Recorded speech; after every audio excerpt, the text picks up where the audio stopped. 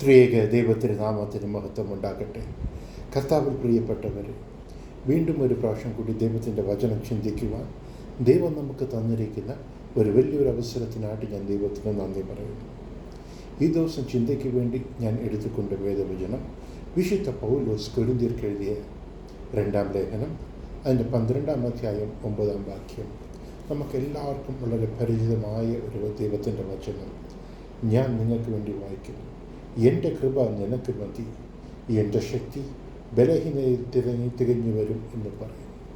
എൻ്റെ കൃപ നിനക്ക് മതി എന്ന് ദൈവത്തിൻ്റെ വചനം പറയുന്നു. നമുക്കെല്ലാവർക്കും അറിയാവുന്ന ഒരു കാര്യം, ഇതിൻ്റെ ഒരു ബാക്ക്ഗ്രൗണ്ട്. വിശുദ്ധ പൗലോസിന് ഏതോ ഒരു പ്രശ്നമുണ്ടായിരുന്നു. അത് എന്താണെന്ന് നമുക്കൊരു വ്യക്തമല്ല. ഒരു മുള്ളുണ്ട് എന്ന് നാം അറിയുന്നു. ഒരു ചിലർ പറയുന്നു അതൊരു രോഗമായിരുന്നു. ഒരു ചിലത് പറയുന്നു അത് വലിയൊരു പോരാട്ടമായിരുന്നു. അതിന് മുമ്പേ വായിച്ചു നോക്കുമ്പോൾ വിശുദ്ധ പൗലോസ് 3-ാം ആകാശത്തിൽ എടുത്തുകൊണ്ടപ്പോൾ ഇവിടെ പിശാച് അവനോട് കൂടി പൊരുതി എന്ന് പറയുന്നു. അപ്പോൾ ദൈവം അതിൽ നിന്ന് വിടുവിക്കാതെ എൻ്റെ കൃപ നിനക്ക് മതി എന്ന് ദൈവം പറയുന്നു. പ്രിയമുള്ളവരെ, ഇന്നും നിങ്ങളുടെ ജീവിതത്തിൽ ഏതെങ്കിലും ഒരു പ്രശ്നമായിട്ട് ഏതോ ഒരു വലിയൊരു പ്രോബ്ലമായിട്ട് കടന്നു പോയിക്കൊണ്ടിരിക്കുന്ന നിങ്ങളെ നോക്കി ദൈവം പറയുന്നു, എൻ്റെ കൃപ നിനക്ക് മതി. My grace is sufficient for thee. ഏതോ ഒരു പ്രശ്നമായിട്ട് കലങ്ങിക്കൊണ്ടിരിക്കുന്ന സഹോദര, ദൈവം നിങ്ങളോട് പറയുന്നു, എൻ്റെ മകനെ, നീ ഇപ്പോൾ കാണുന്ന പ്രശ്നത്തിനെ നിനക്ക് ഓവർകം ചെയ്യുവാൻ, നിനക്കെതിരായിട്ട് വരുന്ന വെല്ലുവിളികൾ, ചാലഞ്ചിനെ ഓവർകം ചെയ്യുവാൻ my grace is sufficient for U. ഏതോ ഒരു വേദനയിൽ കൂടെ കടന്നുപോയി ഇനി എങ്ങനെ ചെയ്യും, മുമ്പോട്ട് ഇനി ഞാൻ എങ്ങനെ കാര്യങ്ങൾ നീക്കുമെന്ന്, ഈ പ്രശ്നത്തെ ഞാൻ എങ്ങനെ കൈകാര്യം ചെയ്യും, ഈ ആവശ്യത്തിന് എങ്ങനെ സന്ധിക്കും എന്ന് കലന്നിക്കുന്ന എൻ്റെ സഹോദരി, ദൈവം പറയുന്നു, എൻ്റെ മകളെ, my grace is sufficient for you to overcome all your problems and achieve it. അതേ പ്രിയമുള്ളവരെ, ദൈവത്തിൻ്റെ കൃപ മതിയാകും. ഞാൻ ഇന്ന് പറയാൻ പോകുന്ന കാര്യം ദൈവത്തിൻ്റെ ഒരു കൃപ. നാം ദൈവത്തിൻ്റെ കൃപയെ നാം അധികമായിട്ട് നാം അറിഞ്ഞുകൊള്ളണം, അതിനു വേണ്ടി പ്രാർത്ഥിക്കണം. ദൈവത്തിൻ്റെ കൃപ എന്ന് പറഞ്ഞാൽ എന്താ? It is an unmerited favour.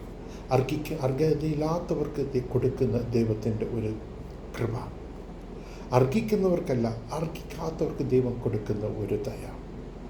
സംഗീതം 36-ാം അധ്യായം 7 പറയുന്നു, അങ്ങയുടെ കൃപ വിലയേറിയത് എന്ന് പറയുന്നു. 63-3 പറയുന്നു, ജീവനെ പാർക്കലും വലിയൊരു കാര്യം എന്ന് പറയുന്നു. പ്രിയമുള്ളവരെ, പഴയ നിയമത്തിൽ നാം വായിച്ചു നോക്കുമ്പോൾ അനേക സ്ഥലങ്ങൾ പറഞ്ഞിരിക്കുന്നു, ദൈവം നല്ലവൻ, യഹോവ നല്ലവൻ, അവൻ്റെ കൃപ എന്നുമുള്ളത്, അവൻ്റെ കൃപ വിട്ടുമാറാത്തത് എന്നുമുള്ള ഒരു കാര്യം.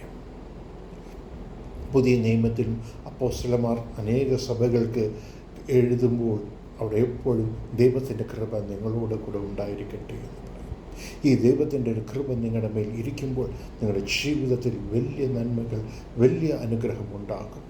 ഈ ദൈവത്തിൻ്റെ കൃപ എന്തുവാ? ഈ ദൈവം ആർക്കൊക്കെ കൃപ ലഭിക്കുന്നുവെന്ന് ചില കാര്യങ്ങൾ മാത്രം ഞാൻ നിങ്ങളുടെ മധ്യയിൽ പറഞ്ഞ് ഞാൻ പ്രാർത്ഥിക്കുവാൻ ആഗ്രഹിക്കുന്നു. ആദ്യം ടൈറ്റസ് 2:11 പറയുന്നു, രക്ഷിക്കുന്ന ഒരു ദൈവകൃപ, രക്ഷിക്കുന്നൊരു കൃപ. യോഹന്നാൻ 1-ാം അധ്യായം 16 പറയുന്നു, അവൻ്റെ സമ്പൂർണ്ണത്താൽ നാം കൃപയിന്മേൽ കൃപ ലഭിച്ചു എന്ന് ദൈവത്തിൻ്റെ വചനം പറയുന്നു.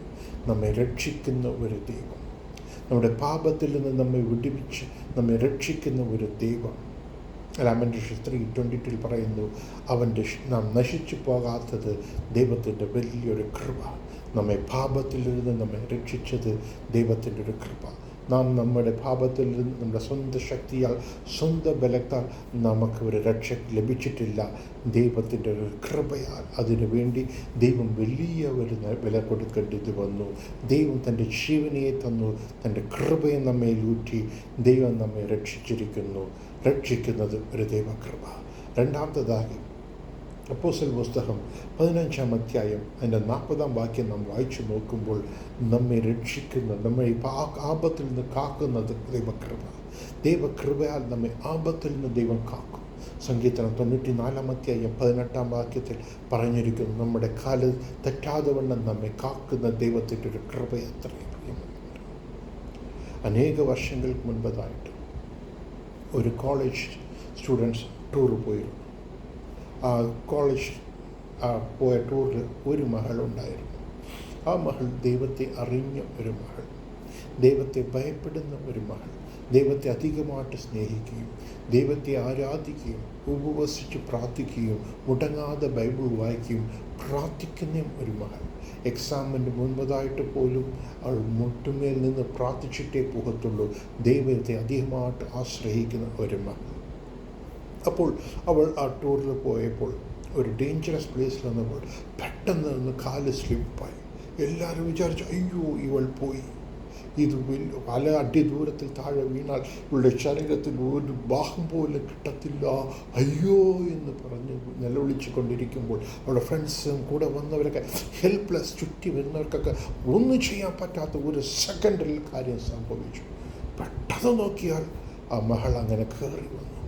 എല്ലാവർക്കും ഒരു അത്ഭുതം, എന്ത് സംഭവിച്ചു, എങ്ങനെ ഒരാൾക്ക് തിരിച്ച് കയറി വരുന്നത് നടക്കാൻ പറ്റാത്ത കാര്യം, അനേക മരണങ്ങൾ ആ സ്ഥലങ്ങളിൽ നടന്നിരിക്കുന്നു എന്ന് പറഞ്ഞപ്പോൾ ആ മകൾ പറഞ്ഞു, വെള്ള അങ്കി ധരിച്ച ഒരു സുന്ദരനായ താടി വെച്ച രൂപത്തിൽ വന്നവരുമാണ് എൻ്റെ കരത്തെ പിടിച്ചു നിർത്തി. ദൈവം അങ്ങനെ ചെയ്യും. നമ്മുടെ മേൽ ദൈവത്തിൻ്റെ ഒരു കൃപ ഇരിക്കുമെങ്കിൽ ദൈവം നമുക്ക് ആപത്ത് വരാതെ ദൈവം കാത്തുകൊള്ളും. പ്രിയമുള്ളവർ, നിങ്ങളൊരു ഒരു യാത്ര ചെയ്യുവാണെങ്കിൽ, നിങ്ങൾ ബസ്സോ ട്രെയിനോ ഫ്ലൈറ്റിലോ അല്ലെങ്കിൽ സ്വന്തം വാഹനത്തോ ട്രാവൽ ചെയ്യുമ്പോൾ നിങ്ങളുടെ മേൽ ദൈവത്തിൻ്റെ കൃപ ഉണ്ടെങ്കിൽ നിങ്ങൾ മുഖാന്തരം എൻ്റെ വെഹിക്കിളിന് ദൈവം ഒരു പ്രൊട്ടക്ഷൻ തരും. നിങ്ങൾക്ക് എതിരായിട്ട് ആരൊക്കെ എന്തൊക്കെ വെല്ലുവിളിച്ചാലും, നിങ്ങളെ തകർക്കും, നിങ്ങളെ എതിർത്ത് നിന്നാലും ഈ ദൈവത്തിൻ്റെ ഒരു കൃപ നിങ്ങളുടെ മേൽ ഇരിക്കുമെങ്കിൽ ഒരു മനുഷ്യനും ഒന്നും ചെയ്യാൻ പറ്റത്തില്ല. ദൈവത്തിൻ്റെ കൃപ നിങ്ങളുടെ മേൽ ഇരിക്കുവാണെങ്കിൽ ദൈവം സകലവിധ ആപത്തിലും ദൈവം നമ്മെ വിലക്കി കാത്തുകൊള്ളും. പ്രിയമുള്ളവർ, അതുകൊണ്ട് ഈ ദൈവത്തിൻ്റെ കൃപ അധികമായിട്ട് എനിക്ക് കിട്ടണമേ എന്ന് ഓരോ ദിവസവും പ്രാർത്ഥിക്കുക. ഈ ദൈവത്തെ കൃപയെക്കുറിച്ച് അധികമായിട്ട് ധ്യാനിക്കുക. അനേക കാര്യങ്ങൾ പറയുവാനുണ്ട്, പക്ഷെ അതിനൊക്കെ നമുക്ക് സമയമില്ല. സംഗീതം 136 മുഴുവനുമായിട്ട് ദൈവത്തിൻ്റെ കൃപയെക്കുറിച്ച് പറയപ്പെടുന്നു. പ്രിയമുള്ളവരെ, ശരി, ആർക്കൊക്കെ ദൈവത്തിൻ്റെ കൃപയെ കൊടുക്കും എന്ന് ഒരു 3-4 കാര്യങ്ങൾ മാത്രം പെട്ടെന്ന് നിങ്ങളുടെ ശ്രദ്ധയിൽ വെച്ച് ഞാൻ നിർത്തുവാൻ വേണ്ടി ആഗ്രഹിക്കുന്നു. അത് ഈ സംഗീതം 32-ാം അധ്യായം 10-ാം വാക്യം പറയുന്നു, ദൈവത്തെ ആശ്രയിക്കുന്നവർക്ക് ദൈവത്തിൻ്റെ കൃപ. ദൈവത്തെ ആശ്രയിക്കും. അവർ ഹോപ്പ്, അവർ ബിലീവ്, അവർ faith should be on God, not on any humans. നമ്മുടെ ജീവിതത്തിൽ ഒരാവശ്യമുണ്ട്, നമ്മുടെ ആശ്രയം ദൈവമായിരിക്കണം. നമുക്കൊരാവശ്യമുണ്ട്, നമ്മുടെ ആശ്രയം ദൈവമായിരിക്കണം. നമുക്കൊരു സഹായം വേണം, സഹായം നാം നോക്കുന്നത് ദൈവമായിരിക്കണം, മനുഷ്യരല്ല. മനുഷ്യരെ വിശ്വസിച്ചാൽ നമ്മുടെ ജീവിതത്തിൽ പരാജയം തന്നെ വരും, ഡിസപ്പോയിൻറ്റ്മെൻറ്റ്സ് തന്നെ വരും. നാം ദൈവത്തെ ആശ്രയിക്കും. യോബ് ഭക്തൻ്റെ കാര്യത്തിൽ നോക്കുമ്പോൾ അവന് വലിയൊരു ദൈവത്തെ ആശ്രയിച്ചിരുന്നു. എബ്രായർ 6:19 വചനത്തിൽ അവിടെ നങ്കൂരത്തിനെക്കുറിച്ച് പറയപ്പെടുന്നു. നങ്കൂരം വന്നിട്ട് ഷിപ്പിൽ ഒരു ആപത്ത് കാലത്തിൽ ഉപയോഗിക്കാൻ വേണ്ടി വെച്ചിരിക്കും. വലിയ കാറ്റോ പുയലോ അടിക്കുമ്പോൾ ആ നങ്കൂരത്തെ എടുത്ത് താഴെ ഇടുമ്പോൾ അത് പാറമേൽ ചെന്ന് പറ്റിപ്പിടിക്കും. അതിനുശേഷം അത് ഒരു പ്രോബ്ലം ഇല്ലാതെ സേവ് ആകും. അതേപോലെ നമ്മുടെ ജീവമായ നങ്കൂരം ക്രിസ്തുവായ പാറയമേൽ എപ്പോഴും വെച്ചുകൊള്ളുക. Believe in God. Only believe in God. He is the only one who is going to bless us. He is the only one who is going to do favor. മനുഷ്യരെല്ലാം സെൽഫിഷായ നമ്മളെ എങ്ങനെ പറ്റിക്കാം, നമ്മളെ എങ്ങനെ ചതിക്കാം, നമ്മളെ എങ്ങനെ യൂസ് ചെയ്യാൻ ചെയ്യുന്നവർ. പ്രിയമുള്ളവരെ, നാം ദൈവത്തിന്മേലേ നമ്മുടെ ആശ്രയിക്കണം.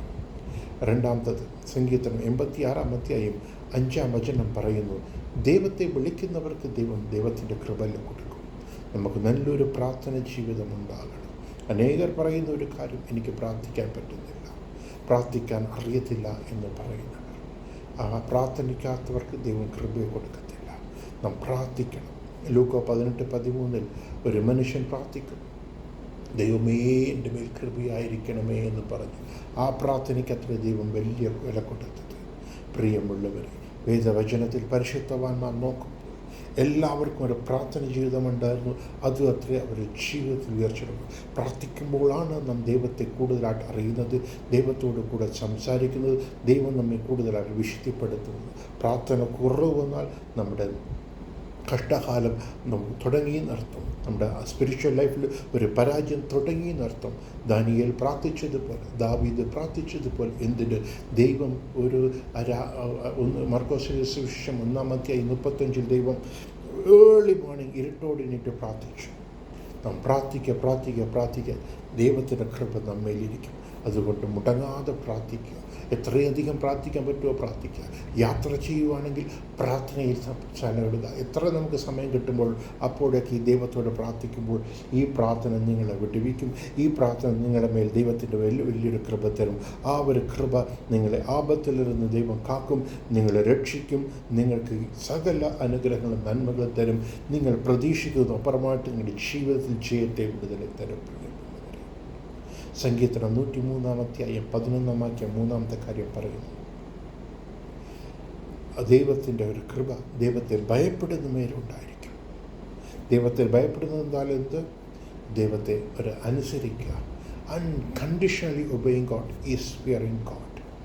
ദൈവത്തെ ഭയപ്പെടുന്നവൻ എന്ന് പറയുന്നത് അവൻ്റെ കൽപ്പന പാലിക്കണം എന്ന് ദൈവത്തിൻ്റെ വചനം പറയുന്നു.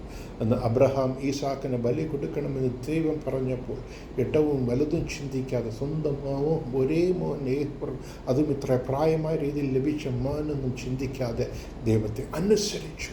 ദൈവത്തിൽ അക്ഷരപ്രതി അനുസരിക്കുന്നതാണ് ദൈവത്തിൻ്റെ ഒരു ഭയം. നമുക്ക് സൗകര്യമുള്ളത് മാത്രം അനുസരിക്കുന്ന ദൈവഭയമല്ല പ്രിയമുള്ളവരെ. ദൈവം പറഞ്ഞത് അനുസരിക്കണം. അതിന് ദൈവത്തിൻ്റെ വചനം വായിക്കണം. എന്തൊക്കെ ദൈവം ചെയ്യണമെന്ന് പറഞ്ഞിട്ടുണ്ടോ അത് ചെയ്യുകയും എന്തൊക്കെ ചെയ്യരുതെന്ന് പറഞ്ഞു അതിൽ നിന്ന് വിലകി നിൽക്കുകയുമാണ് ദൈവത്തിൻ്റെ ഭയം. അങ്ങനെ ദൈവത്തിൻ്റെ ഭയപ്പെടുമ്പോൾ ദൈവത്തിൻ്റെ കൃപ നിങ്ങളുടെ മേൽ ഇറങ്ങി വരും. അത് നിങ്ങളുടെ ജീവിതത്തിൽ അനേകം നന്മകൾക്കും അനുഗ്രഹങ്ങൾക്കും കാരണമായി തീരും. എത്രമാത്രം ദൈവം അനുഗ്രഹിക്കും? 17 വാക്യം പറയുന്ന സങ്കീർത്തനം 103:17 പറയുന്നു, ആകാശത്തിന് ഭൂമി എത്ര ദൂരമോ അത്ര വലുതായിരിക്കും ദൈവത്തിൻ്റെ ഒരു കൃപ. അത്രമാത്രം വലിയൊരു കൃപ. 4-ാമത്തെ കാര്യം അവസാനമായിട്ട് സദൃശവാക്യം 3-ാം വാക്യം പറയുന്നു, താഴ്മയുള്ളവർക്ക് ദൈവം കൃപ കൊടുക്കുന്നു. യാക്കോബ് 4:6, 1 പത്രോസ് 5:5 അത് തന്നെ പറയും. നമ്മളിലൊരു താഴ്മ ഉണ്ടാകണം.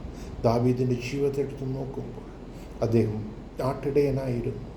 രാജാവായിട്ട് ഉയർത്തിയപ്പോഴും അദ്ദേഹത്തിൻ്റെ ഒരു താഴ്മ ഉണ്ടായിരുന്നു. നമ്മുടെ ദൈവം തന്നെ താഴ്ത്തി എപ്പോഴും താഴ്മയെ ദൈവം നമുക്ക് കാണിച്ചു തന്നു. പ്രിയമുള്ളവരെ, pride, that is something God who stands against them. ഒരു പാപത്തിനും ദൈവം എതിർത്ത് നിൽക്കുന്നതായിട്ട് പറഞ്ഞിട്ടില്ല.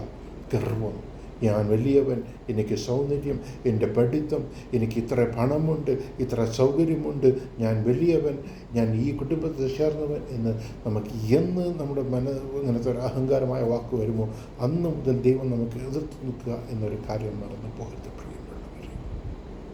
ദൈവത്തിൻ്റെ കൃപ നമുക്ക് വേണമെങ്കിൽ നാം ദൈവത്തെ ആശ്രയിക്കണം. ദൈവത്തെ നോക്കി പ്രാർത്ഥിക്കുന്നവരായിരിക്കണം. ദൈവത്തിന് ഭയപ്പെടുന്നവരായിരിക്കണം. താഴ്മയുള്ളവരായിരിക്കണം പ്രിയമുള്ളവർ. അന്ന് ശൗൽ രാജാവ് ദൈവത്തിന് വിരോധമായി പാപം ചെയ്തപ്പോൾ കൃപ വിലകി. നാം പാപം ചെയ്യുമ്പോൾ നമ്മെ വിട്ട് കൃപ വിലകുവാൻ ഒരു പക്ഷേ ചാൻസ് ഉണ്ട്.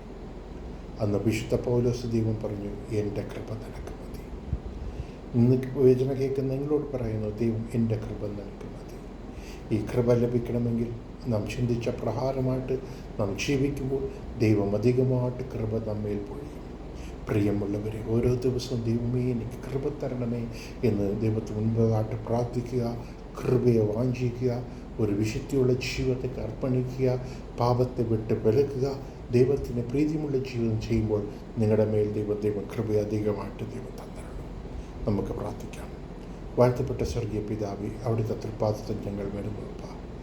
ദൈവത്തിൻ്റെ നല്ലൊരു വചനത്തെ ചിന്തിക്കുവാൻ ദൈവം ഞങ്ങൾക്ക് കൃപ തന്നു. അതിനായിട്ട് ദൈവത്തിന് നന്ദി പറയുന്നു പിതാവേ.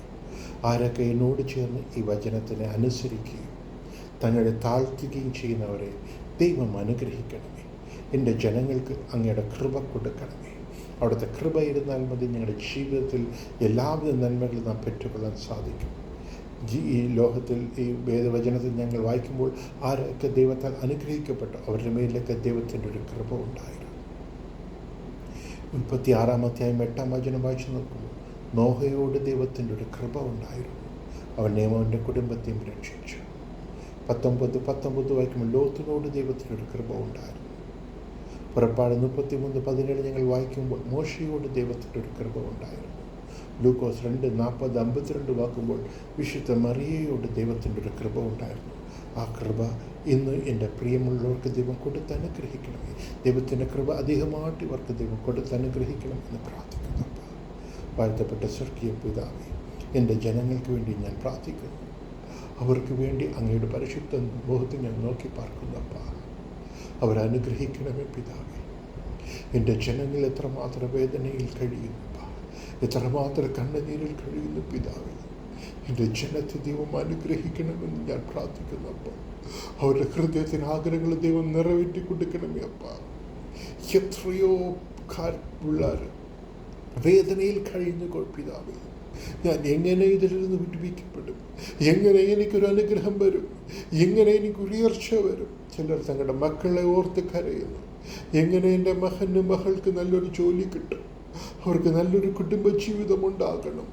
അനുഗ്രഹത്തിൽ കുറവപ്പെട്ടിരിക്കുന്ന ഒരു അനുഗ്രഹത്തിന് വേണ്ടി കരയുന്ന അനേകരുണ്ടപ്പ. രോഗത്തിൽ കഴിയുന്നവരുണ്ട് പിതാവേ. തൻ്റെ പ്രിയപ്പെട്ടവർക്ക് ഒരു മരണത്തിന് ഏത് രോഗത്തിലിരിക്കുന്നത് അതിനെക്കുറിച്ച് പിതാവേ ദിവസം എണ്ണിക്കൊണ്ടിരിക്കുന്നവരുണ്ട് പിതാവേ. അനേകർക്ക് സാമ്പത്തിക ബുദ്ധിമുട്ടുകൾ ഇല്ലാതെ അവർ എന്ത് ചെയ്യുമെന്ന് മുമ്പോട്ട് ചെല്ലാതെ കരഞ്ഞുകൊണ്ടിരിക്കുന്ന അനേകരുണ്ട് പിതാവേ. അവർക്കൊക്കെ വേണ്ടി ഞാൻ അങ്ങയുടെ പരിശുദ്ധ മുഖത്ത് ഞാൻ നോക്കി പാർക്കുന്നപ്പാ. എൻ്റെ പ്രിയപ്പെട്ടവരെ അനുഗ്രഹിക്കണമേ. എൻ്റെ പ്രിയപ്പെട്ടവരെ ദൈവം അനുഗ്രഹിക്കണമേ പിതാവേ. അവരുടെ ജീവിതത്തിൽ ഒരു കുറവും ഉണ്ടാകരുത്. ദൈവം കുറവുകളെ നിറവാക്കണമേ. അനുഗ്രഹം ദൈവം കൊടുക്കണമേ. അവരുടെ ജീവിതത്തിൽ ഒരു കുറവില്ലാതെ അനുഗ്രഹം കൊടുക്കണമേ. അവരുടെ ഹൃദയത്തിൻ്റെ ആഗ്രഹങ്ങളെ ദൈവം നിറവേറ്റി കൊടുക്കണമെന്ന് ഞാൻ പ്രാർത്ഥിക്കുന്നപ്പാ. ഏത് കാര്യത്തെക്കുറിച്ച് ഭാരപ്പെടുന്നു, ഏത് കാര്യത്തെക്കുറിച്ച് കരയുന്നു, അതിലൊരു അത്ഭുതം ചെയ്ത് അവരുടെ ദുഃഖത്തെ സന്തോഷമായി മാറ്റണമേ. കരയുന്നവരുടെ മുഖത്തിൽ ചിരിയെ ദൈവം കൊണ്ടുവയ്ക്കണമെന്ന് ഞാൻ പ്രാർത്ഥിക്കുന്നു. എല്ലാവിധ ബന്ധനത്തിൽ വിടുതല കൊടുക്കണമേ. എല്ലാവിധ ബന്ധനത്തിൽ ദൈവം ദൈവം കൊടുത്ത് അനുഗ്രഹിക്കണമെന്ന് ഞാൻ പ്രാർത്ഥിക്കുന്നു. ദൈവം അങ്ങനെ തന്നെ ചെയ്യാൻ പോകുന്ന കൃപയ്ക്കായിട്ട് സ്തോത്രം. സകല മാനമഹത്വം അങ്ങേക്ക് മാത്രം തരും. യേശുനാമത്തിൽ പ്രാർത്ഥിക്കുന്നു. പ്രിയമുള്ളവരെ, ദൈവം നിങ്ങളുടെ പ്രാർത്ഥനയെ കേട്ടിരിക്കുന്നു. നിങ്ങളുടെ താഴ്മയെ കണ്ട് ദൈവം നിങ്ങളുടെ പ്രാർത്ഥനയെ കേട്ടിരിക്കുന്നു. തുടർന്ന് ഈ ദൈവത്തിൻ്റെ കൃപയെ കൂടുതലായിട്ട് ധ്യാനിക്കുക. ദൈവം നമ്മുടെ ജീവിതത്തിൽ കൃപ തരാൻ രീതിയിൽ ഉള്ളൊരു ജീവിതം ചെയ്യിക്കുക, അന്വേഷിക്കുക, ദൈവത്തെ കൂടുതലായിട്ട് സംസാരിക്കുക, ദൈവത്തെ ആശ്രയിക്കുക, ദൈവത്തെ ഭയന്ന് താഴ്മയോട് ചെയ്യുക. അപ്പോൾ ദൈവം അളവില്ലാത്ത കൃപ ആകാശത്തിൽ നിന്ന് ഭൂമിക്കും എത്ര ദൂരമോ അത്രയ്ക്കും അതെക്കാട്ടിലും വലിയ കൃപ നിങ്ങളുടെ ജീവിതത്തിൽ തരുമ്പോൾ നിങ്ങളുടെ ആവശ്യങ്ങൾ സന്ധിക്കപ്പെടും. നിങ്ങളുടെ ജീവിതം നന്മയായി മാറും. നിങ്ങൾ ഉയർത്തപ്പെടും. ഇപ്പോൾ ഞാൻ പ്രാർത്ഥനയോട് കൂടി നിർത്തുന്നു. വീണ്ടും മറ്റൊരു ചിന്തയോടുകൂടി വരുന്നവരെ ഞാൻ പ്രാർത്ഥനയോട് നിർത്തുന്നു. പ്രിയമുള്ളവർ, നിങ്ങളുടെ ഏതെങ്കിലും കാര്യത്തിന് വേണ്ടി ഞാൻ പ്രാർത്ഥിക്കണമെങ്കിൽ എൻ്റെ ഏതെങ്കിലും രീതിയിൽ എന്നെ കമ്മ്യൂണിക്കേറ്റ് ചെയ്യുക. ഈ ഒരു വചന സന്ദേശം നിങ്ങൾക്ക് പ്രയോജനമായിട്ടുണ്ടെന്ന് തോന്നിയെങ്കിൽ നിങ്ങളുടെ ഫ്രണ്ട്സിനും അറിയിക്കുക. നമുക്ക് ചേർന്ന് ദൈവത്തിൻ്റെ നാമം ഉയർത്താം. ദൈവം നിങ്ങളെ അനുഗ്രഹിക്കട്ടെ. ദൈവത്തിൻ്റെ കൃപ നിങ്ങൾ ഓരോരുത്തരും ഇരിക്കട്ടെ എന്ന് പറഞ്ഞു നിർത്തുന്നു. ആമേൻ.